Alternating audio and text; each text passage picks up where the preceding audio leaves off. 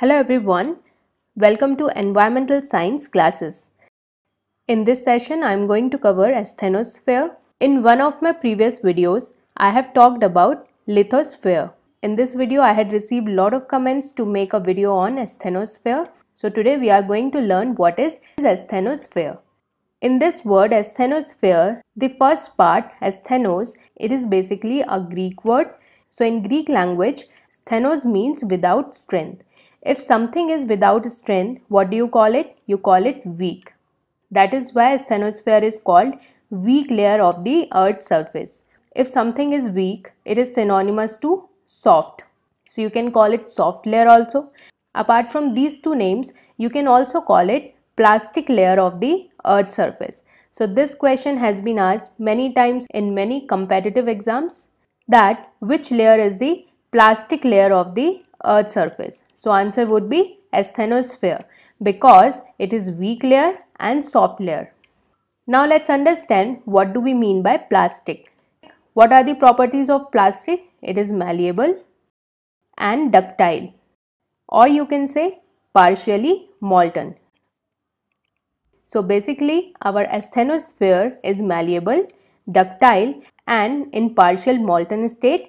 That is why we call asthenosphere as the plastic layer of the Earth's surface. Now its plasticity is the reason why our tectonic plates are able to move on top of the asthenosphere. So now let's understand this point. On screen you can see two pictures. First one on the left side is of toothpaste and the second picture on right hand side is depicting the layers of the earth. So basically here this brown portion is your lithosphere, this blue color is depicting ocean and this green is depicting continents. This orange layer is asthenosphere. Now what do we know about asthenosphere? It is called plastic layer of the earth's surface. Plastic means soft, ductile, malleable. I am writing short form, M for malleable, D for ductile, or you can say partially molten layer of the earth. So PM, partially molten. Now if you look at this toothpaste, is it solid or liquid? So it is neither solid nor completely liquid. Then what is the state of toothpaste? It is partial molten state. And our asthenosphere is also in partial molten state. So basically our asthenosphere behaves something like toothpaste. This is just the analogy to understand the texture of asthenosphere. In one of my previous videos when we discussed about lithosphere, what did we learn? It is rigid in nature, it is hard and brittle. That is why it is solid in nature. And if you talk about the temperature, so it is colder as compared to asthenosphere. So these are the properties of lithosphere. Properties of asthenosphere we have already seen. It is partial molten. Temperature wise it is warmer as compared to lithosphere. It is not brittle. Opposite of brittle is malleable. Because it is malleable, ductile, that is why we call it plastic. Opposite of hard is soft. So asthenosphere is soft in nature. So these are the properties of asthenosphere. Now why are we discussing these properties? Because we need to understand what is the reason of lithosphere or the tectonic plates movement on top of asthenosphere. Before understanding this, let's take a simple example of a wooden log. So suppose this is my wooden log and it is floating on top of water. Now let's understand why is it floating. What are the forces which are supporting it to float? First is less density.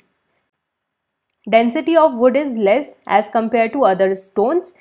If you throw any stone in pond, it will sink, it will not float. Second, for anything to float, which process is required? Lubrication. If lubricant is not present, this wood surface cannot float on the water. In this example, from these two materials, which one is acting as lubricant? This water surface. So this is my wooden log, this is the top portion and this is the underside of the wood. So this underside is actually touching the water surface and water is acting as a lubricant here. That is why wood is able to float on it. And this similar process is happening in the interior of the earth.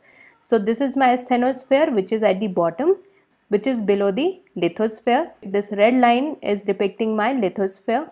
These green blocks are showing you plates.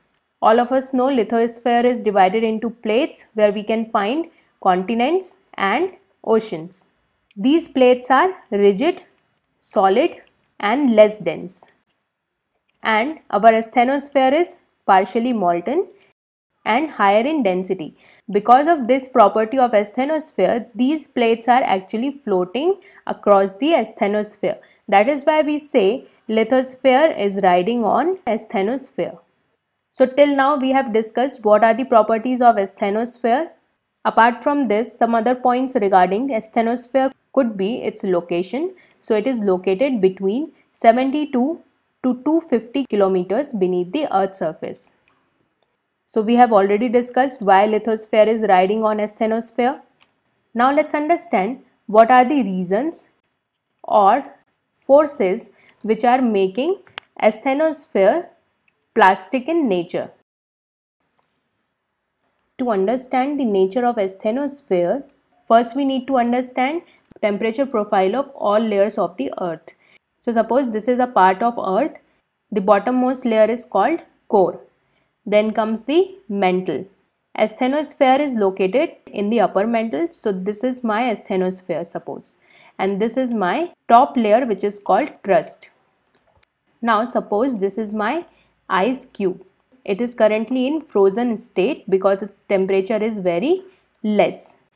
What will happen if you start increasing the temperature? If you start increasing the temperature, which means you are providing heat. If you are providing heat to ice cube, it will start melting and will start getting converted into water. In interior of earth, same process is happening with asthenosphere. From somewhere, our asthenosphere is getting heat, and because of this heat, the rocks are melting.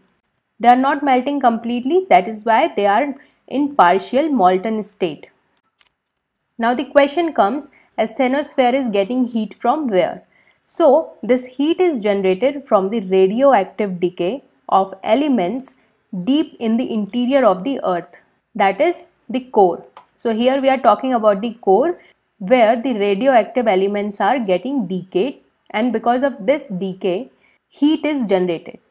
Now if heat is generated somewhere, what will it do? It will start moving from the areas of higher temperature to the areas of lower temperature. What does it mean? If you go deep within the earth from crust towards the core, temperature increases. So at core temperature is highest, then in the mantle temperature is little bit lesser than core, and at the crust temperature is lesser than mantle. That is why we say the coldest layer is lithosphere. Now heat is moving from areas of higher temperature, which is core, to areas of lower temperature. So lower temperature would be mantle. So now this is my core and this is my mantle. Now there are different type of rocks available at the different layers. So here also there are some rocks. So these are my rocks. Heat is coming from core. Because of this heat, these rocks are getting warmer. If anything gets warmed, what happens? Its density decreases. Density is decreasing. If density is decreasing, temperature is increasing. What will it do? It will start rising. So now these materials which are getting heated from the heat coming from core, these materials have started moving upward. Now what will happen if it is moving upward? Suppose this is my room, which is my mantle. On top of the mantle, the temperature is less. At the bottom of the mantle, temperature is higher. If hot materials are moving upward, this cold material which is at the top layer of the mantle, what will it do? It will start sinking down. So it will start coming down. The moment it reaches the bottom of the mantle, it will get some heat from the core and gets heated. When it gets heated, what will happen? Its density will decrease, its temperature will go up and it will start rising up. So now this material which had come down from top layer of the mantle will receive the heat and will move up again. After reaching the top of the mantle, its temperature will reduce, density will increase, but it will still be in partially molten state. It will not become completely solid. Why?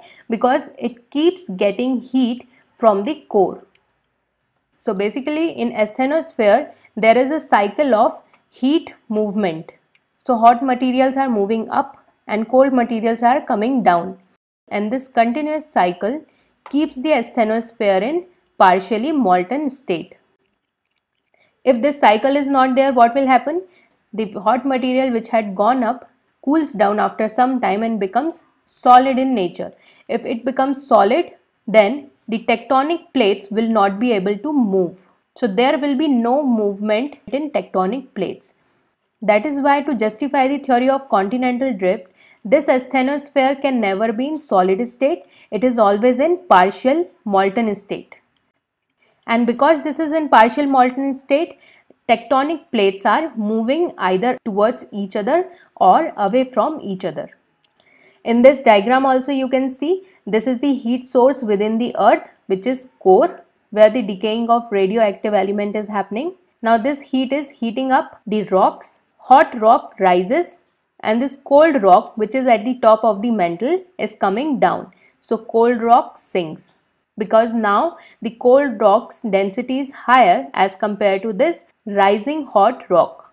Now here you can see convection cell, which means this current which is carrying the hot rock up and bringing the cold rock down is called convection current. And this convection current plus the heat coming from the core is the reason why the asthenosphere is in partial molten state. This is again a very important question. What is the force behind the partial molten state of asthenosphere? So answer would be convection current. Now all of us know if there is heat, it will be transferred. How will it transfer? It will go from hot temperature area to cold temperature area. Now this transfer of heat happens in three ways. So first is radiation, second is conduction, third is convection. What is happening inside the mantle? Convection is happening inside the mantle, not radiation and conduction. Now let's understand these 3 points one by one. What happens in radiation? Radiation moves energy without contact between the particles. So between two particles there is no contact while radiation is happening. And how does it happen? Like the radiation of energy from sun to earth. So radiation comes from sun to earth. That is one form of heat transfer, where there is no contact between sun and earth. Second is conduction. In conduction, what happens? Energy gets transferred from one molecule to another through contact. There is contact, but particle is not moving. Without particle movement, for example, if sun rays are falling on earth, so these are my sun rays, they are falling on earth. Because they are falling on earth, which means they are touching the earth, contact is happening. But what is happening here? Sun is just warming the land and water. Because land is warm and water is warm, the air above the land and water gets heated. So basically here no particle is moving, contact is happening but nothing is moving, just heating is happening because of contact. But in convection, movement of particles happen. As particles become heated, the molecules move faster and molecules move apart. As they are moving apart, density is decreasing. Density is decreasing, so they are rising up. The warmer, less dense material rises compared to the surrounding cooler, higher density material. This same case is happening inside the mantle. This we have already seen. This hot rock is moving up, cold rock is sinking down. Then this cold rock which came down from top of the mantle gets heated again. When it gets heated, it will become warm, less density will rise up. Again it will go up, again come down. So basically inside the mantle what is happening? Convection currents are happening where the particles are moving. Movement of particle is taking place. That is why we say the force behind the molten state of the asthenosphere is convection current. This is very important question. I hope this is clear. Still, if you have doubt on this topic, you can write your doubt in the comment box or write me an email. Next point regarding asthenosphere could be composition. When I say composition, it means the types of rocks which are available in asthenosphere. So type of rock. In lithosphere, what did we discuss? In lithosphere, the type of rocks have higher amount of silica. But the type of rocks which are found mostly in asthenosphere, they are ultramafic. When I say ultramafic, these are the type of rocks which have less silica and high amount of magnesium and iron. So still they are called silicates, but they have less silica. Magnesium and iron silicate, where silica is little bit in less amount as compared to lithosphere. Now these type of ultramafic rocks are mostly called peridotite, olivine and pyroxene. These are the rocks which are less in silica, high in magnesium and iron, and they are found in asthenosphere. When you go below the asthenosphere, what happens? Density increases and pressure also increases. When density is increasing, pressure is increasing, this olivine and pyroxene, they will be converted into wetzelite. This we have already discussed in one of my videos, so you can refer that video if you want to learn more about the type of rocks available at the different layers of Earth's surface. In this session, because we are talking about the asthenosphere, so the type of rock which is found in asthenosphere is ultramafic rock, which is less in silica and high in magnesium and iron. Last point regarding asthenosphere would be our seismic waves. Now what are the seismic waves? These are the earthquake waves which are generated when earthquake is happening. Earthquake waves are of two types. One is called surface waves, which travel on the surface, and second is called body waves. So suppose this is my earth, an earthquake happened here. Now because of this earthquake, some waves will travel. So first wave will travel through the body. These are called body waves. Body waves are of two types. One is called primary waves and second is called secondary waves or the shear waves.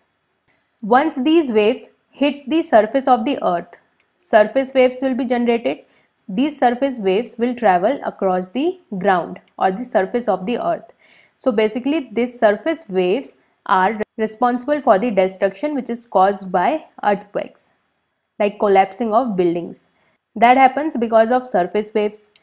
Now let's understand what is the velocity of waves when they travel through the asthenosphere. Where is our asthenosphere? It is inside the earth. Inside the earth, what type of waves travel? They are called body waves.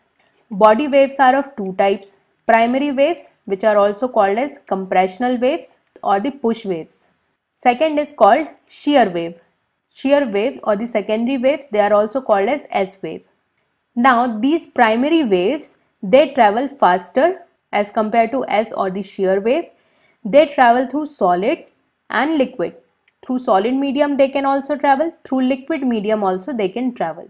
But in liquid medium their velocity decreases.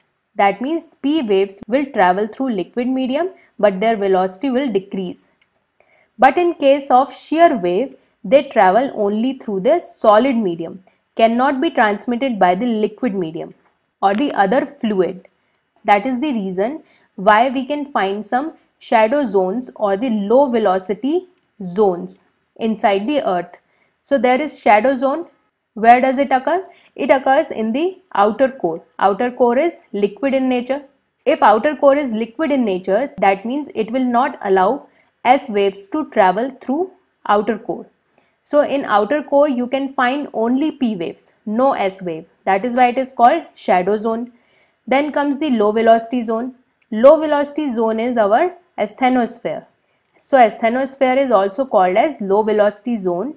And why do we call it low velocity zone? Because it is partial molten in nature.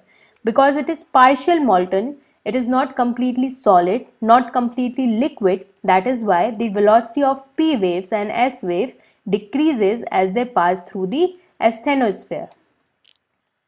So now we know why we call asthenosphere as low velocity zone.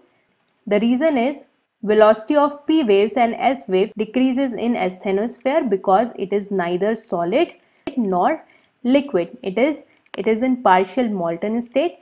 That is why the velocity of P waves and S waves decrease in asthenosphere. So now I think we have covered almost all points regarding asthenosphere. If still you have doubt in this topic, you can write your doubt in the comment box or can ask me through email. My email ID is easy.online.gyan@gmail.com. You can write your question. Also, you can tell me the topics which you want me to cover.